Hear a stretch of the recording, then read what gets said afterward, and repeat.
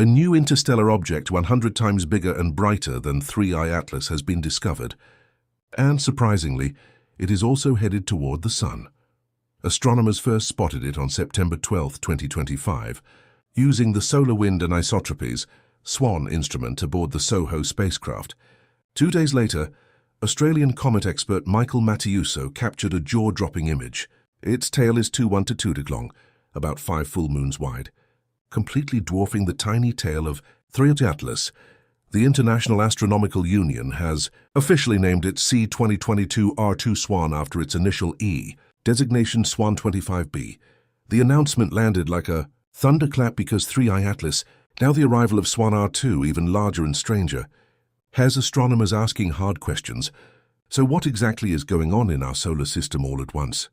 Is this a second probe, a relay, or something else entirely? Don't forget to subscribe for more deep space updates. At first, Evie Lobo and his team speculated it might have come from 3I-ATLAS itself, perhaps a fragment torn from a larger icy body, or even a scout craft released by a technological mothership lurking far out in space. But senior collaborator Peter Vess confirmed the truth is worse. They come from entirely different directions. SWAN shrieks in from Aquarius. 3I-ATLAS emerged from Sagittarius near the Milky Way's core, yet somehow they are converging on the Sun at almost the same time. The timing is impossible to ignore. Both will swing close to the Sun in October 2025, almost side by side on a cosmic scale. At perihelion, SWAN will be about 150 million kilometers from the Sun, while 3I-ATLAS passes at 23 million kilometers, a gap of only 50 million kilometers, and shrinking as their velocities change.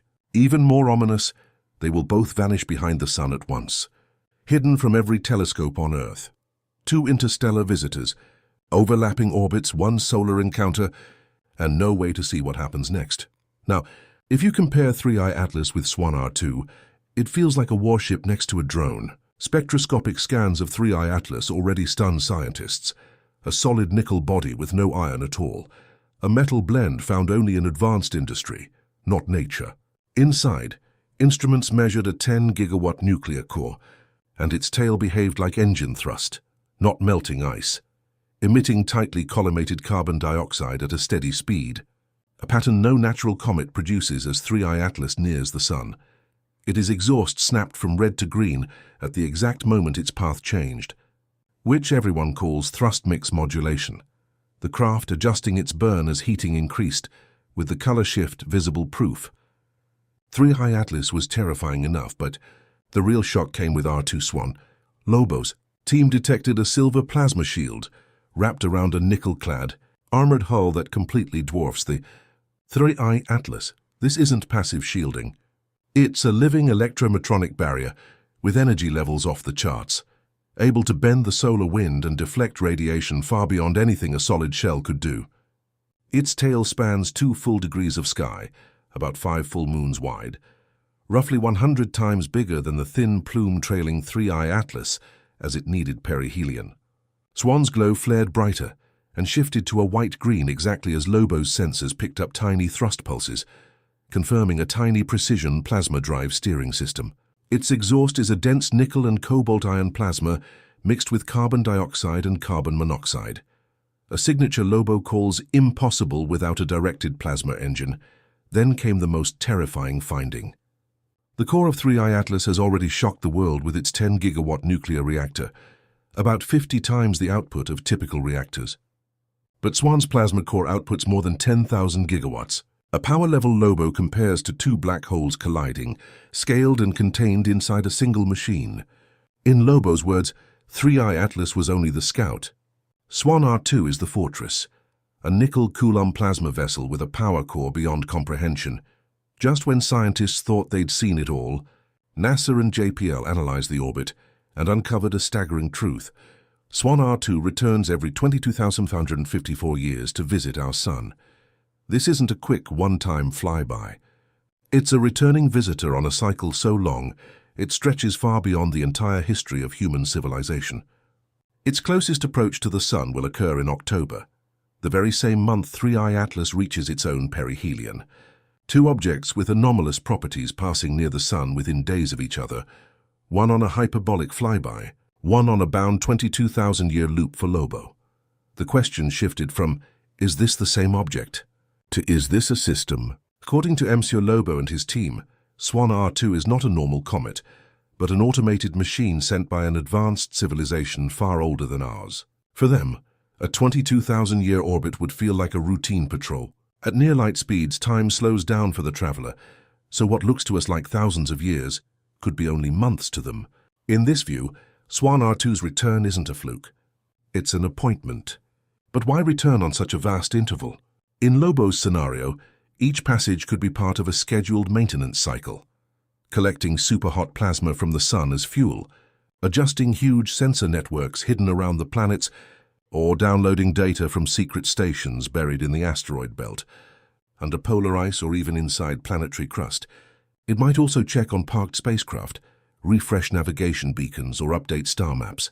The sun may act as a power source or a navigation beacon, and the 22,000-year loop gives enough time for new information to accumulate before the next part. It could be a scheduled maintenance run, a resupply trip, or a giant data upload to a network of distant stars. In other words, what seems to us as an age-long mystery could be for them a regular service call, refuel, update, retrieve, and leave again on a timetable older than human civilization itself. Another possibility Lobo suggests is that Swan R2 has come to deal with 3I-ATLAS. If Atlas was a scout, Swan could be the heavy lifter, arriving to collect its data, recover its power core, or destroy it before humans get too close. Some even imagine the two objects are from opposing fractions of an ancient struggle, rival probes converging on our sun to control a critical resource. The sun's energy, magnetic fields, and gravity could be essential for stabilizing wormholes or powering galactic networks. What we see as sunlight, they may see as fuel. Archaeologist Graham Hancock's team has given more unsettling reasons. He has noted that the last time Swan R2 passed close to the sun was roughly 22,000 years ago, at the end of the last ice age, precisely when humanity began creating monolithic structures and the earliest stars. The Great Pyramid, the massive stone blocks at Giza, the perfectly aligned shafts pointing to Orion. All of these may be echoes of an earlier contact, or at least an awareness of this cycle. In his model, ancient builders may have copied or memorized the patterns of these returning stars, encoding the arrival schedule of these probes into their architecture.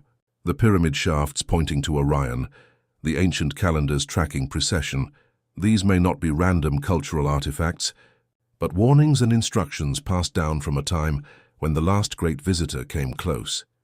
This theory would explain the extraordinary precision of ancient structures, the sudden appearance of agriculture and mathematics, and the obsession with the sun in early civilization. If Swan R2's route has been fixed for tens of thousands of years, then the people who built the pyramids could have seen it with their own eyes blazing across the sky with a 5-moon tail, and built their monuments to mark its path. But Lobo defies this theory and raises the obvious question, why now after millennia of silence? There have been 3 anomalies in less than a decade, Oumuamua, 3I-ATLAS, and now Swan R2. Lobo believes this timing may be a reaction to us. For more than half a century, humanity has been broadcasting its existence to the stars, radio and television signals, deep space radar pings, the Arecibo message, and the twin Voyager golden records drifting outward as a slow expanding sphere of data. By now, those signals have washed over dozens of nearby star systems. In a Lobo scenario, that bubble of noise finally reached the right listeners, and their response wasn't a single craft but a sequence. First, Oumuamua in 2017, a dark silent scout, then 3I-ATLAS, a nickel-bodied probe with a nuclear core, and now Swan R2, a silver plasma fortress with a power core rivaling black hole collisions. Lobo suggests this is no coincidence. Our transmissions may have triggered a dormant schedule or reactivated an ancient surveillance network.